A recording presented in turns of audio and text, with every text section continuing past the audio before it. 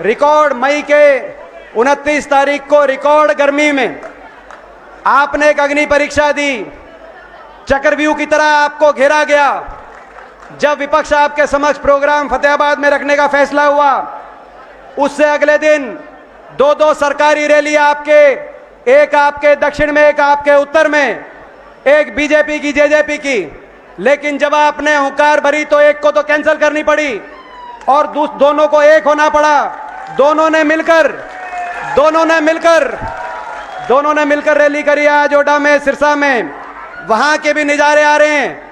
Press वालों पे दबाव है, सरकार बहुत इश्तिहार देती है, उनको वहां का लाइव टेलीकास्ट करना पड़ रहा है। ज्यादा पिछले 1 घंटे से मैं देख रहा था, 1 घंटे में 59 मिनट लाइव टेलीकास्ट सिरसा का दिखाया। मगर मैं आपको बधाई देता हूं, जो 1 मिनट यहां का नजारा चला, सिरसा की बाजबा जज्बा की रैली साफ हो गई। और आपका आज का संदेश गया। आज दोनों सरकारी रैली, दोनों सरकारी पार्टी एक तरफ और जनता की रैली उन पे भारी, जनता की आवाज उन पे भारी, विपक्ष उन पे भारी। कारण है इसका कारण है क्योंकि लोगों ने तराजू पे रख के तोल के फैसला किया है। लोगों ने देख लिया 8 साल इनकी सरकार, इन्होंने हरियाणा को किस तरह से पटरी से उतारने का काम किया। इन्होंने जो हरियाणा 2014 से पहले विकास दर में, प्रति व्यक्ति आय, प्रति व्यक्ति निवेश में, कृषि उत्पादकता में, खेल खिलाड़ियों के मान सम्मान में नंबर 1 था, आज वो हरियाणा बेरोजगारी में नंबर 1 बनाने का काम इन्होंने किया। जो हरियाणा चौधरी भूपेंद्र सिंह हुड्डा जी के समय, कांग्रेस पार्टी की सरकार के समय शिक्षा का हब था, खेल का हब था, 750 खिलाड़ियों को सीधा लगाया गया था, 27 यूनिवर्सिटीज स्थापित की गई थी, जिसमें से 12 सरकारी यूनिवर्सिटियों, 1 लाख से ज्यादा भर्ती केवल शिक्षा महकमे के अंदर, जेबीटी से लेकर। और इन यूनिवर्सिटियों में जो सारी यूनिवर्सिटी बनी, चाहे लाला लाजपत राय यूनिवर्सिटी हो, चाहे चौधरी छोटूराम यूनिवर्सिटी हो, चाहे चौधरी बंसीलाल यूनिवर्सिटी हो, चौधरी रणबीर सिंह यूनिवर्सिटी हो, बाबा Saheb Bhimrao Ambedkar national law university, चाहे फरीदाबाद में हो, इनके अंदर प्रोफेसर से लेकर शिक्षकों 1 लाख से ज्यादा शिक्षा महकमे में भर्ती करी थी। शिक्षा का हब, खेल का हब। आज वो हरियाणा शिक्षा और खेल का हब नहीं, आज वो हरियाणा नशे का, चिट्टे का, शराब का हब बनता जा रहा है कि नहीं। जब मैं आपसे सवाल पूछना चाहता हूं। आज दस्तखत दे दिए जो रिकॉर्ड तोड़ बेरोजगारी हरियाणा में आई है, उस बेरोजगारी के साथ साथ अपराध में आज हरियाणा का नाम देश में आ गया है। और सबसे ज्यादा नशे का, जिस नशे से हम बचे हुए थे, एक तरफ पंजाब में एक पीढ़ी खराब हो गई नशे में, एक तरफ दिल्ली के अंदर, लेकिन हरियाणा बचा हुआ था। लेकिन उस नशे ने दस्तखत दे दिए, आज इस इलाके में दे दिए, हरियाणा के अंदर दे दिए। आज लोगों ने तराजू पे रख के तोल के फैसला किया। आज यही कारण है। एक हरियाणा उस समय जो किसान के हकों के फैसले में देश में सबसे आगे था, चाहे किसान के फसल के भाव की बात हो, किसान को मुआवजे की बात हो, किसान को कोऑपरेटिव के कर्ज माफी की बात हो, ब्याज माफी की बात हो, बिजली के बिलों की माफी की बात हो, आज वो हरियाणा किसान के अत्याचार में देश में सबसे ज्यादा आगे हरियाणा कुख्यात हुआ। मैं बता सकता हूं, जब किसान आंदोलन चल रहा था तो किसान आंदोलन में मैं देखता था, देश की सबसे बड़ी पंचायत में जब मैं जाता था, मैं जितना अकेलापन मैं वहां महसूस करता था, क्योंकि 15 सांसद जाते हैं हरियाणा से, 14 भाजपा के। जब वहां जाकर मैं किसान पे जो चोट पड़ रही थी, 700 लाशें इन बॉर्डर से अपने अपने गांवों में हरियाणा पंजाब में लौट रही थी, किसान की कुर्बानी ली जा रही थी। जब उनकी गवाही देने में खड़ा होता था तो मैं देखता था भाजपा के सांसद जो हरियाणा से गए हैं, और भाजपा के देश के सांसद मंत्री मजाक उड़ाते थे, खिल्ली उड़ाते थे, ताने कसते थे।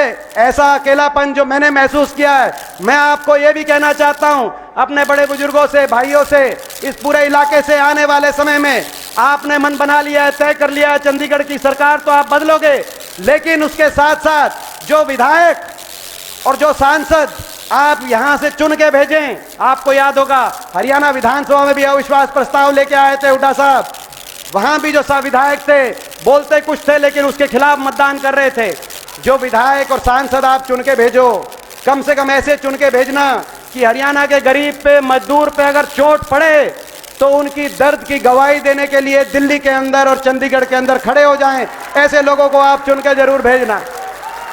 आज किसान अत्याचार में, बेरोजगारी में निवेश में नंबर 1 थे, बेरोजगारी में नंबर 1, किसान के हक में नंबर 1 थे, किसान अत्याचार में नंबर 1, गरीब कल्याण में हम नंबर 1 थे, गरीब की पेंशन में नंबर 1 थे। चाहे 100-100 गज के प्लॉट के फैसले की बात हो, SC BC के और 36 बिरादरी गरीब परिवारों के लिए आज वो योजना भी ठप पड़ी है। हम आह्वान करते हैं, मुख्यमंत्री जी ओडा में आह्वान करते हैं, 4 लाख परिवारों को 100-100 गज के प्लॉट दिए गए थे, ना तो बाकी परिवारों को एक नया प्लॉट दिया गया जो वंचित रह गए थे, और जो प्लॉट दिए गए थे उन कॉलोनीज के ऊपर ना एक गली का, एक पानी के कनेक्शन, ना कोई काम हुआ। मुख्यमंत्री जी, करना है तो उस योजना को आप लागू दोबारा करके जाओ। चाहे 100 गज के प्लॉट की योजना की बात हो, चाहे मकान की योजना की बात हो, मकान की किस्त की बात हो, किस्त भी यूं की यूं पड़ी है, मुख्यमंत्री मुफ्त इलाज योजना की बात हो, स्कूल के अंदर वजीफे की बात हो, गरीब परिवार के बच्चों के लिए 1ली से 12वीं क्लास तक सबसे पहले और सबसे ज्यादा वजीफा छुट्टी के रूप में हरियाणा का था। आज वो वजीफे भी बंद पड़े हैं। पेंशन सबसे ज्यादा हरियाणा की थी, बड़े बुजुर्गों की पेंशन गरीब कल्याण में। और आज भी, और आपको याद होगा, आज एक आम आदमी पार्टी की रैली हो रही है, उस समय उनकी भी सरकार थी 2012 से 14 तक दिल्ली में, लेकिन हम उस समय भी हमने छुट्टी बोल के और चुनौती दे के कहा था कि देश में सबसे ज्यादा पेंशन होगी तो हरियाणा में होगी। और आज भी वो आए हैं तो उनको चुनौती देके बोलते हैं आगे सरकार हमारी बनेगी, आप अपनी जितनी पेंशन का इंतजाम कर लेना। जैसे पहले देश में सबसे ज्यादा पेंशन हरियाणा में रखी, जब कभी जनता की सरकार बनेगी, कांग्रेस की सरकार बनेगी, चौधरी भूपेंद्र सिंह हुड्डा जी के नेतृत्व में सबसे ज्यादा देश में पेंशन हरियाणा में करने का हम काम करेंगे। हम कहना चाहते, चाहे पेंशन की बात हो, पेंशन में देश में आगे थे, भाईचारे में देश में आगे थे। 10 साल तक आपस में भाषा, धर्म, जाति, आपस में भेदभाव नहीं, आगे बढ़े, भाईचारे में देश में नंबर 1 पे थे। आज इन्होंने भाईचारा बिगाड़ने का काम किया, लोगों ने तराजू पे रख के तोल के अपना मन बनाया। जो प्रदेश उस समय विकास दर में आगे था, आज वही प्रदेश भ्रष्टाचार में नंबर 1 देश में बन गया है। और ये जो भ्रष्टाचार में नंबर, मैं यही बात अपनी खत्म करूंगा, जो भ्रष्टाचार में नंबर 1 बन गया है, ये कोई भ्रष्टाचार में नंबर 1 सोची समझी साजिश के तहत बना है। क्योंकि ये जो सरकार बनी है किस समझौते के आधार पर बनी है मैं बताना चाहता हूं। लोग नहीं चाहते थे इस सरकार को बनाना। मैं इस इलाके के लोगों से पूछना चाहता हूं, आपने विधायक दिए, ऐसे विधायक भी दिए जो भाजपा खिलाफ दिए, लोग नहीं चाहते थे। 75 पार का नारा था कि नहीं था? 75 पार का नारा 2019 में था कि नहीं था नारा? टीवी 85 पार दिखा रहा था। एबीवी वाले खड़े हैं, एबीवी वालों मत भूलो, वोटिंग से 3 दिन पहले आपने 85 दिखा दी थी बीजेपी की, हमारी 3 दिखाई थी। आप मत भूलो, निजाम बदलेगा, सरकार बदलेगी, आप मत भूलो। हम भी नहीं भूल रहे, हम भी नहीं भूले जो आपने सर्वे दिखाया था। 75 पार का नारा था, टीवी 85 पार दिखा रहा था, मगर लोगों ने उस 85 पार और 75 पार के नारे की हवा निकाली थी कि नहीं निकाली थी? मैं आपसे पूछना चाहता हूं। एक पार्टी थी जिसका नारा था जमुना पार, कहा था कि जमुना पार। लोगों ने तो बीजेपी की सरकार को कर दिया था जमुना पार, लेकिन जमुना पार से जेजेपी पार्टी, दुष्यंत चौटाला उप मुख्यमंत्री की पार्टी, जमुना पार से उनका हाथ पकड़ के लेके जमुना में डुबकी लगा के नहला धुलाकर दोबारा से बीजेपी की सरकार चंडीगढ़ में बनवाने का काम किया उस पार्टी ने। इस इलाके ने भी उस पार्टी को विधायक दिए, उकलाना का दिया, टोहाना का दिया। मैं कहना चाहता हूं, लोग सरकार को बदलना चाहते हैं, इसका एक और सबूत है।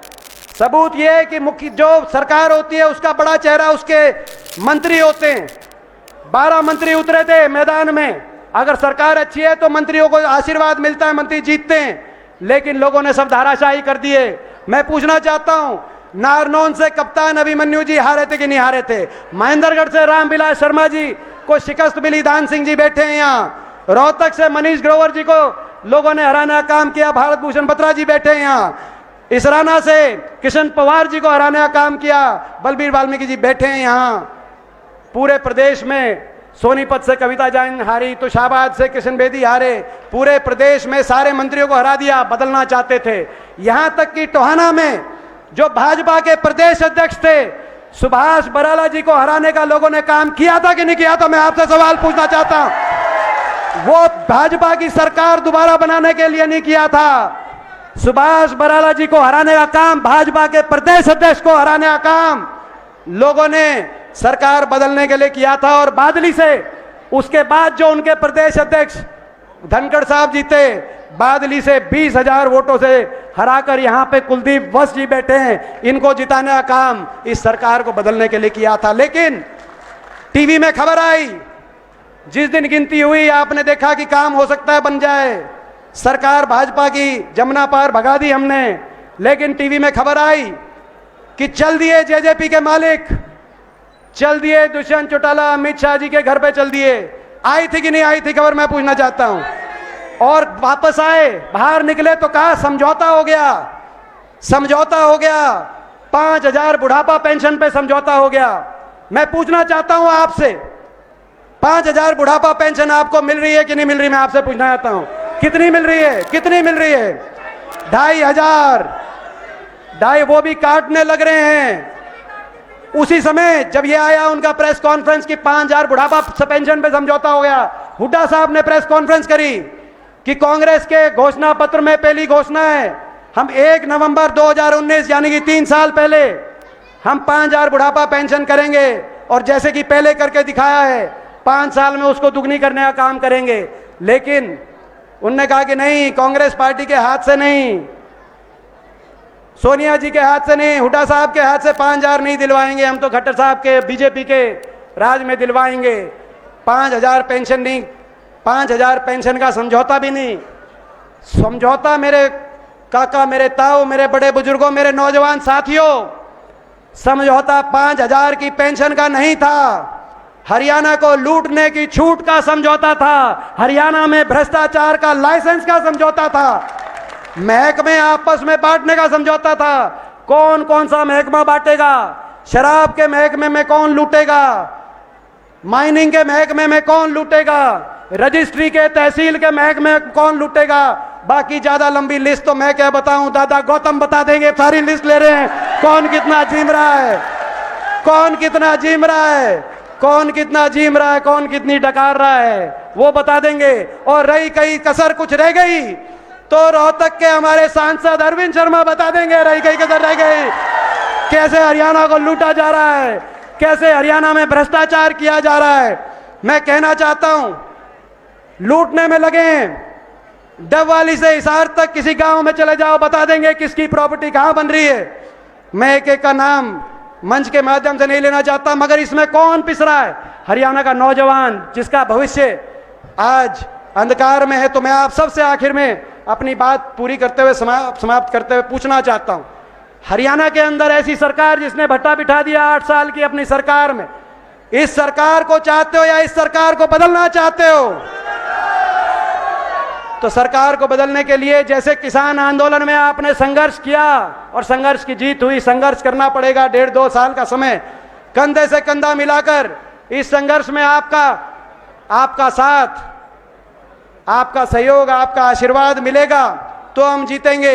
इन बेईमानों का राज बदलना पड़ेगा, ईमानदारी से लड़ाई लड़नी पड़ेगी। हम संकल्प लेते हैं आपको, हम इस ईमानदारी से लड़ाई लड़ेंगे, इस ईमानदारी से संघर्ष करेंगे। मगर आपसे पूछता हूं कि भाई इस ईमानदारी से संघर्ष में आपका पूरा साथ, आशीर्वाद मिलेगा? 1.5 साल तक तो हाथ खड़ा करके सबसे मैं पूछना चाहता हूं। आपका बहुत बहुत धन्यवाद।